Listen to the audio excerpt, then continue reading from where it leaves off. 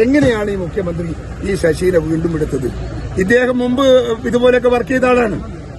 ഇദ്ദേഹം മുമ്പ് പാർട്ടിയുടെ നേതൃസ്ഥാനത്തിരുന്ന ആളാണ്. ഇദ്ദേഹത്തെ പാർട്ടിയിൽ കണ്ണൂരിൽ നിന്ന് സസ്പെൻഡ് ചെയ്തിട്ടുണ്ട്. എന്തിനാണ് എന്ന് എന്റെ പ്രിയപ്പെട്ട മാധ്യമപ്രവർത്തകന്മാർ ഒന്ന് അന്വേഷിച്ചു പോയി. അൻവർ പറയുന്നില്ലേ, അൻവറിനെ തെറി വിളിക്കുന്നില്ലേ?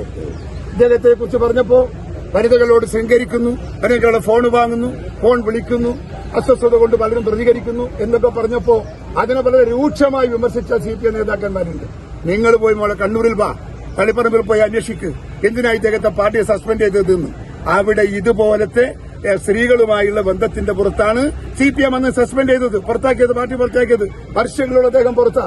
അദ്ദേഹം തിരിച്ചു വന്നപ്പോ വീണ്ടും ഈ സ്ഥാനത്തിന് ഉത്തരവാദപ്പെട്ട ഒരു ഇത്രയും വലിയൊരു സ്ഥാനത്ത് പിണറായി വിജയൻ ഇരുത്തി എന്ന് പറഞ്ഞാൽ അദ്ദേഹത്തിന്റെ തലക്ക് വെളിവില്ല എന്നാണ് എന്റെ അർത്ഥം.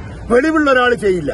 കാരണം അങ്ങനെ ഒരു പാരമ്പര്യമുള്ള ഒരു മനുഷ്യനെ മുഖ്യമന്ത്രിയുടെ ഓഫീസിന്റെ അകത്ത് ഓളിനോളാക്കി വെക്കുന്നത് ഒരു സാമാന്യ ബുദ്ധിയുള്ള ഒരാൾ, ബുദ്ധിസ്ഥിരതയുള്ള ആൾ ചെയ്യില്ല. അതാണ് പിണറായി വിജയൻ. പിണറായി വിജയൻ ഇത്രയും അറിയൂ. അദ്ദേഹത്തിന്റെ കാര്യം നടക്കണം. അദ്ദേഹം പണം ഉണ്ടാക്കുന്നുണ്ട്, മകള് പണം ഉണ്ടാക്കുന്നുണ്ട്, അദ്ദേഹത്തിന് വേണ്ടി മറ്റുള്ളവർ പണം ഉണ്ടാക്കുന്നുണ്ട്, എല്ലാം ഉണ്ടാക്കുന്നുണ്ട്. അദ്ദേഹത്തിന് പണമുണ്ട്, അദ്ദേഹത്തിന് സേഫ്റ്റിയുണ്ട്. BJPക്കാരുടെ പിന്തുണയുള്ള കാലം വരെ പോലീസ് വരൂല. ഇവിടെ ഇടതുപക്ഷം ഭരിക്കുമ്പോൾ അവരും വരൂല. സുഖം, ഭദ്രമാണ്. ഭദ്രമായ കോട്ടയിൽ നിന്നുകൊണ്ട് അദ്ദേഹം കൊയ്യാണ്, പണം കൊയ്യാണ്. അയാൾക്ക് എന്ത് രാഷ്ട്രീയ തത്വശാസ്ത്രം, എന്ത് രാഷ്ട്രീയമായ കാഴ്ചപ്പാട്? ഒരു കമ്മ്യൂണിസ്റ്റ് പ്രസ്ഥാനത്തിന്റെ ഒരു നേതാവ് ഇങ്ങനെയാവുമോ? ഇങ്ങനെ ആവാൻ പാടുണ്ടോ? ഞങ്ങൾ അതിനെ വിമർശിക്കുന്നത്. താല്പര്യമുണ്ടെങ്കിൽ ഇടതുപക്ഷക്കാരൻ പറയട്ടെ മുഖ്യമന്ത്രി രാജിവെക്കണമെന്ന്. രാജിവെച്ച് പോണ്ട സമയം കഴിഞ്ഞു.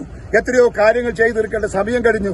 അവിടെയൊക്കെ അദ്ദേഹം സ്വന്തം തറവാട്ടിൽ സ്വത്തുണ്ടാക്കാനുള്ള ശ്രമത്തിൽ മാത്രമേ മുഖ്യമന്ത്രി മുഴുകിയിട്ടുള്ളൂ.